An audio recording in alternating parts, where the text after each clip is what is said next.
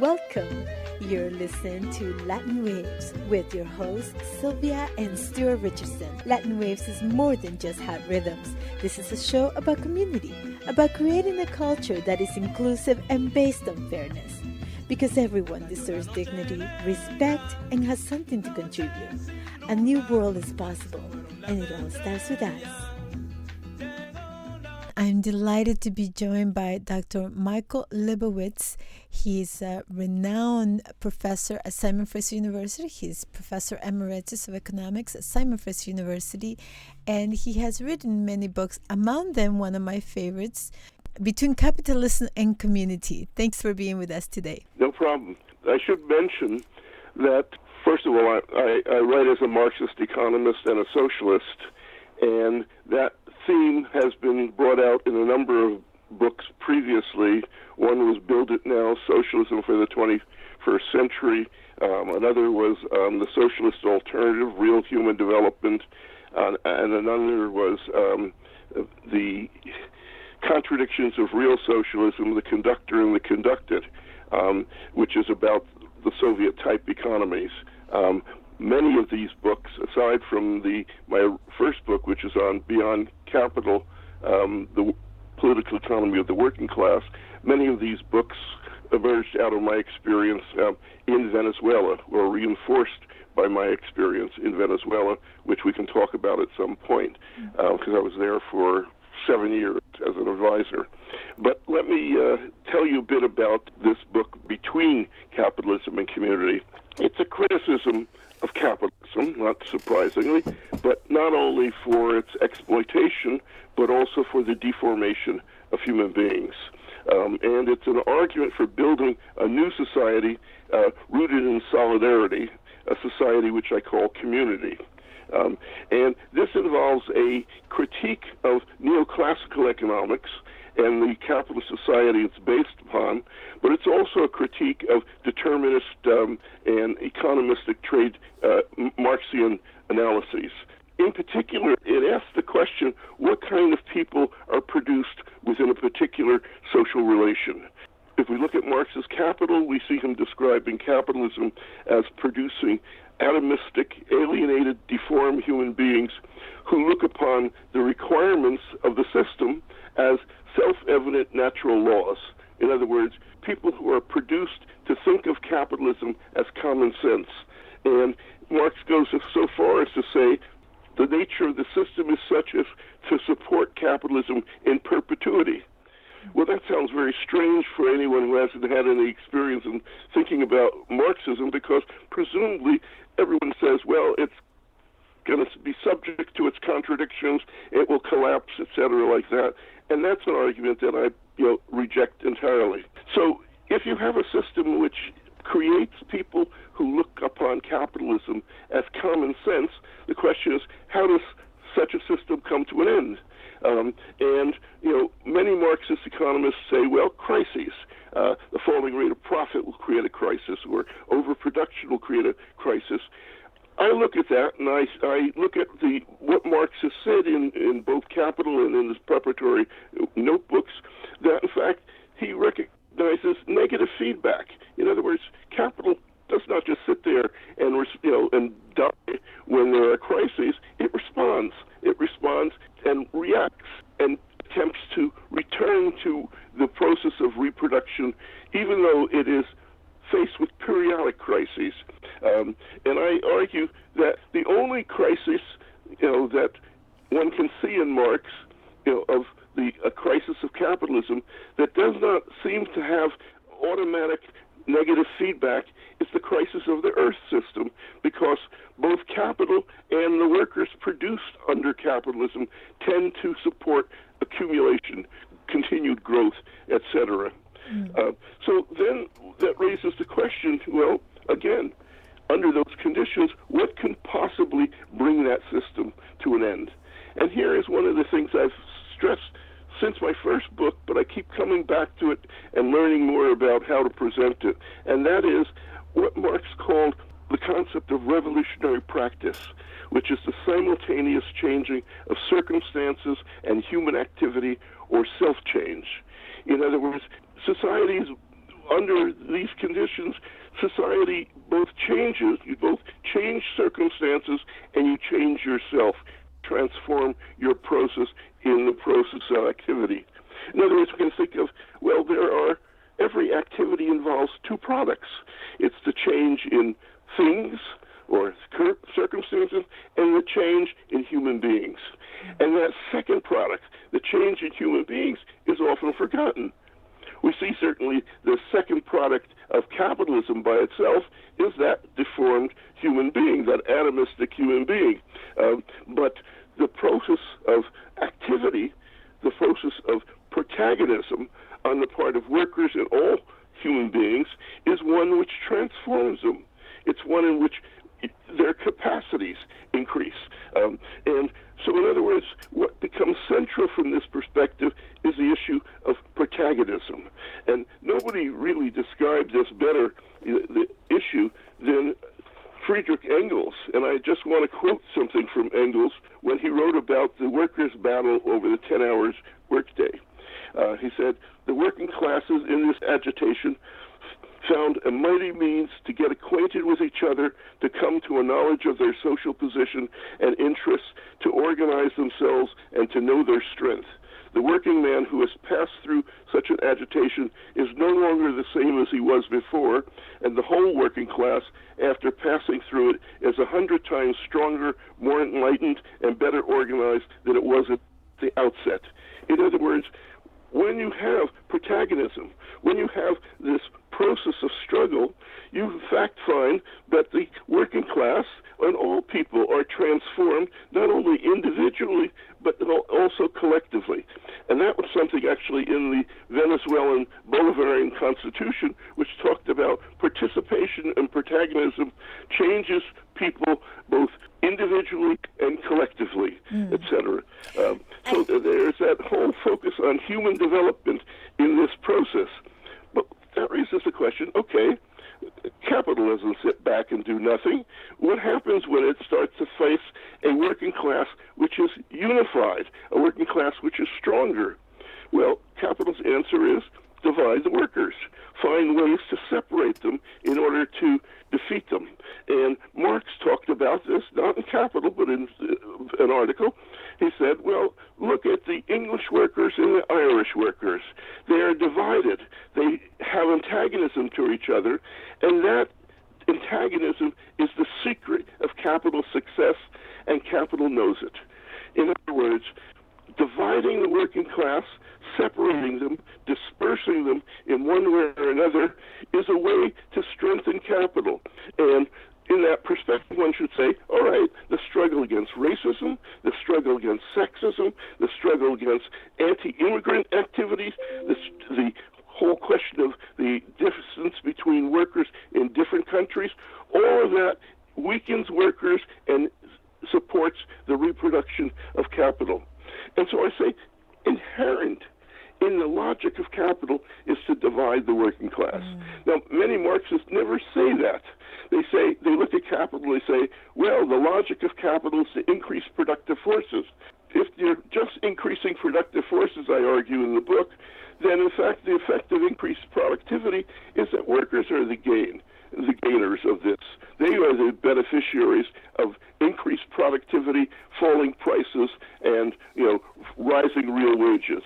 So in other words, the only way that capital can prevent that situation, which of course is contrary to its requirements, is to divide the working class. One of the points you raised is so on point. I grew up in Latin America during the war, the dirty wars. That's, I was a child born in war. And one of the things that I remember distinctively was the power of unions in the community. Most people were starving because the minute the war hits, the inflation just seemed to happen almost overnight, where you could buy a Coca-Cola the day before for 25 cents and the next day say it was $1.50. And so the unions were the only way that people would have like access to affordable food. They had co-ops and things like that. And that experience really stayed with me, how in the midst of what seemed a crisis, because war is traumatizing to everybody. But in the midst of that, the people who were engaged doing something, mobilizing the community, doing something, had a very different experience of the war than the people who were simply paralyzed by the effects of war, the people who were just frightened and scared. And I love that you point out that when we are participants, not only in investigating why is this happening, how is this unfolding, what part do I play, that recognition that it's not just the environment but also our participation that affects how things turn out is important to me. And I wonder if you could talk, because you make it so clear, the vision of Marx has been presented to us as if we own the means of reproduction, then we'll be free. But you're saying it's not just that, it's also the antagonism that is inherent within the capitalist system. What was your experience in witnessing the organization, say, of the community councils in Venezuela? The experience of seeing the communal councils in Venezuela was really exciting. Now, I had been arguing for a while about the importance of protagonism and revolutionary practice of transformation of people through their activity. But when you went to Venezuela and went around to the communities where had communal councils, you could see this right before your eyes, how they were transformed, the pride that people had. So you'd have a case, where the communal councils, which were composed of, in the urban areas, of 200 to 400 families, and they were small enough to have their general meetings in the whole, the assemblies of the whole. Then they would create from that a communal council with representatives who would not be, the representatives that we normally think of in terms of democracy, say, in Canada. No, these were people who were called voceros.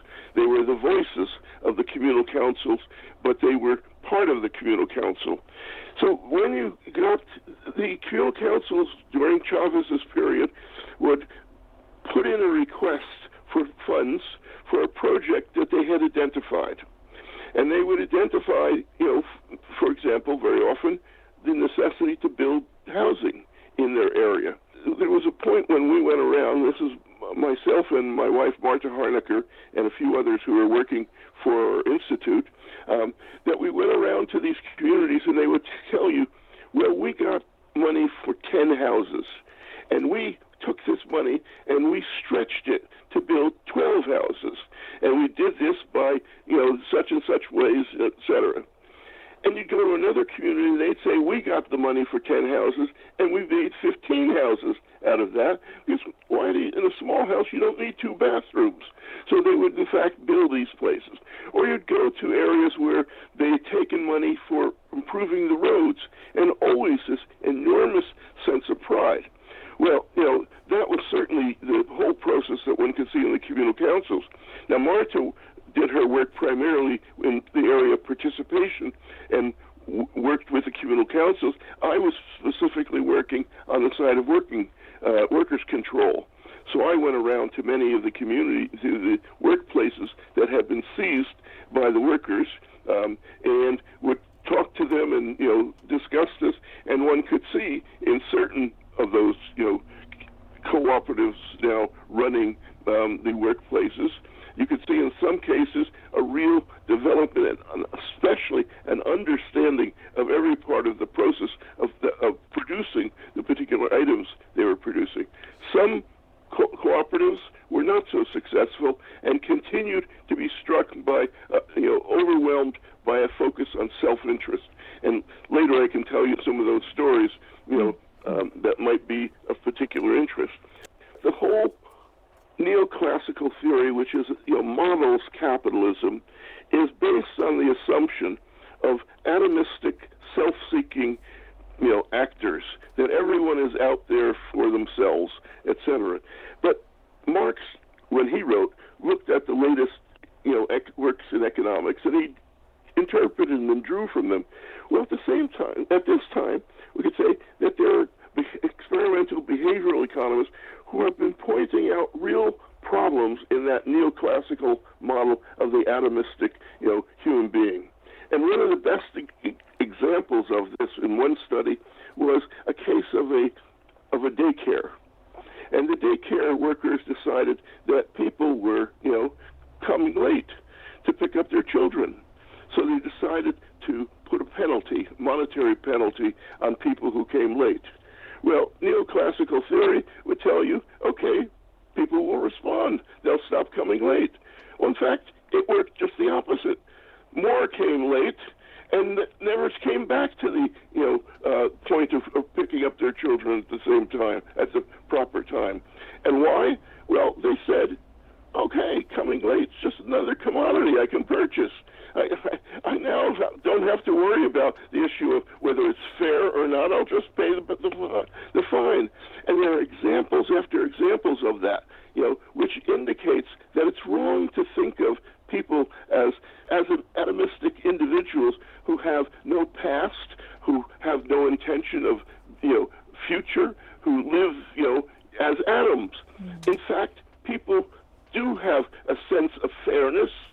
They have a sense of, community, but that sense is violated and crowded out effectively by offering money as for doing something, as opposed to focusing on what is fair and what do you think is appropriate behavior under those circumstances. People live as if they have a past with other people and anticipate having a future with those other people, and that under these circumstances, they want to be treated or viewed as good people. So that suggests, that there are two motives. There's the solidaristic, community-oriented motive, and then there's the self-interest motive. And one of the things that one writer, Samuel Bowles, wrote in a book called The Moral Economy was that, the tendency was if you offered a material incentive, then what would happen would be that would go against the solidaristic incentive. And his argument was, well, under these circumstances, and his subtitle at one point in one of the chapters was on how good monetary incentives are no replacement for good citizenship. And he looked to the whole question of, well, let's bring them together. Let's find a proper mix of, material incentive and moral incentive. I looked at that and I said, well, no, the fact that there are these two quite different perspectives on how to live in a society points to two different organic systems which produce and reproduce their own premises. A system of capitalism which reproduces the capitalist and that oriented, wage laborer, and a system of solidarity, or what I call community, which produces people who are solidaristic, who care about each other, etc. So that's then the question of between capitalism and community, because these two systems, in fact, coexist. They coexist, and not only do they coexist, they also at the same time infect each other, deform each other, interpenetrate each other. Between capitalism and community, we are in this mixed situation. And so the question then becomes, well, all right, fine, how do we build community? How do we move from capitalism to community?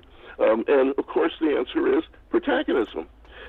In every sphere, in the community, in the workplace, but also struggles over racism, struggles over patriarchy, struggles over climate, struggles over immigration, etc.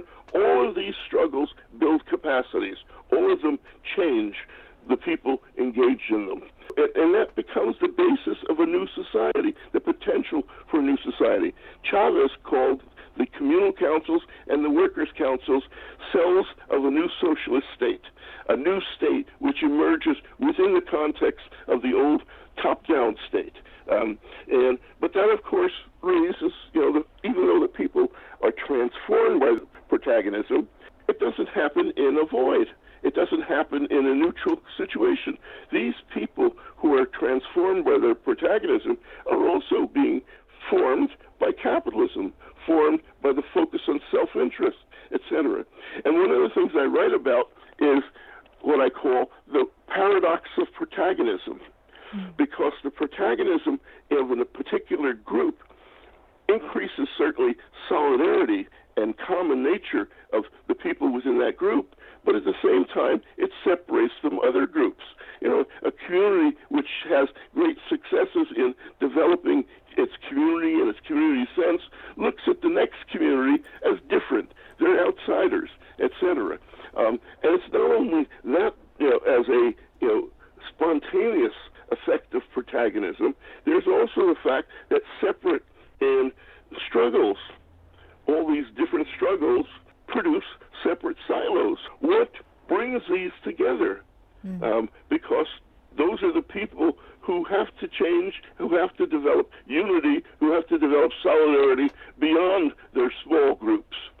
So that raises the question, how can we change things? One of the things that, as you speak, was just music to my ears is the idea that not only do we grow in strength and capacity through our struggles, but that we also can learn to expand those circles to include other groups. I'm always reminded how in North America, we see how the idea of nation states or states, can be a great force to uniting people, but it can also be dividing, right? Within, indigenous people feeling displaced and constantly aggressed against within an Anglo-Saxon community that doesn't see itself as related to others. And so this idea of othering people, how essential that has been for capitalism to create rifts among workers.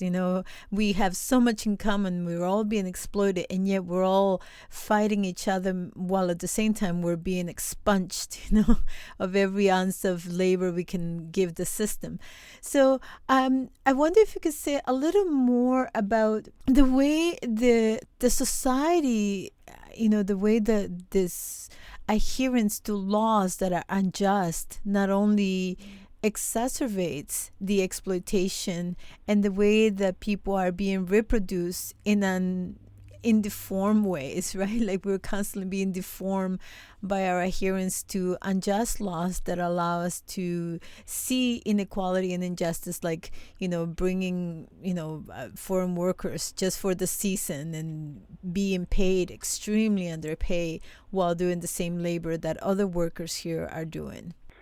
One is the question of, certainly capital relies upon the state to enact laws which facilitate the ability to separate workers.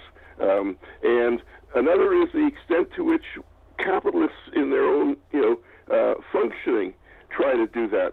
So, for example, in the recent, strike over Kellogg's, one of the main things that was being struggled against was the two-tier, wage system, in which young workers would be coming in to perform the same labor, same as people who had been there for many years, but at far lower wage level and with very little ability to move out of that situation into, the higher tier, etc. That's a way of dividing the working class, and that's the union in this particular case recognized that and fought against it. It still has the two-tier system, but it's reduced it quite significantly as a result of the several weeks of strike. Finding ways to fight against divisions is absolutely critical. But, some people, Marxists, many of them, will say, or political activists will say, well, the struggle, or focusing on the struggle against racism, that just simply separates workers. We shouldn't have those kinds of struggles. All workers should be joining together against capital and not going off in these separate spheres of a battle against sexism, a battle against immigration, etc., or pro-immigration, etc. And that question of, well, those struggles, are digressions from the real struggle, forgets about the human being. That human beings, through passivity, sitting around and just complaining, through their struggles, change. And it's those changed people who are most able to make the link to other struggles and to engage in solidarity. But the thing I want to stress is it's not spontaneous. It doesn't happen automatically. And that then raises the question, how do you unite workers? How do you break through the separate silos? How do you develop a real challenge to capitalism? Mm-hmm. So how do we do it? Well, one of the things is that I argue, and it's something I've argued in a few books, but most explicitly in this one, is my last chapter is called The Political Instrument We Need. And it's an emphasis on the need for a political instrument or political instruments which can be involved in all different struggles and can point out the importance of unity, the links between struggles, etc. And when I say, political instrument, it's not the kind of political instrument that one also often has simply described as the vanguard party, in which the party at the top selects a position and selects its supporters and then gives instructions, etc., downward. I would say that certainly one of the things that originated in many respects in Latin America is the perspective that was put forward by Paulo Freire. His whole emphasis on rejecting the approach to education which involved bank knowledge, a banking concept of knowledge, in which those at the top are the ones who have the knowledge and assume that they can simply give things to people who don't have knowledge. His focus is on the importance of a horizontal dialogue, of the teacher learning from the student, that there's this no hierarchical approach here. And that's also what Marta Harnacker emphasized as well, the absolute importance of building a political instrument in which people, listen and learn, rather than a militaristic concept of a political instrument in which the people at the bottom don't really develop their capacities. So if you think in terms of the whole question of what is central is how to develop the capacities of people, you need, and also recognize that the understanding of the linking of issues, linking of struggles, etc., is not spontaneous, then you need a political instrument that can help to bring that knowledge to people by listening and learning from the people themselves. That's, I think, one of the things that always struck me about Chavez, which was the extent to which he listened to the response of people. He spoke to them regularly in his Allo Presidente sessions, in which he would always have people make points and he would respond to the points, etc. He was truly remarkable in terms of his understanding that, one of the things he often said was, you can't solve the problem of poverty unless you give power to the poor. So he was extremely significant in that respect. And to a very significant extent, his heritage lives on not so much in the government that exists there now, but in the communes, in the rural areas, and also in some of the cities like in Caracas. Thank you so much for being with us. Thank you for listening to Latin Waves. Latin Waves is an independently produced syndicated radio program made available for free to campus and community radios, and also to the world at latinwavesmedia.com. Please visit the website to hear previous shows, hear about upcoming events, and consider becoming a member for as little as $1 per month.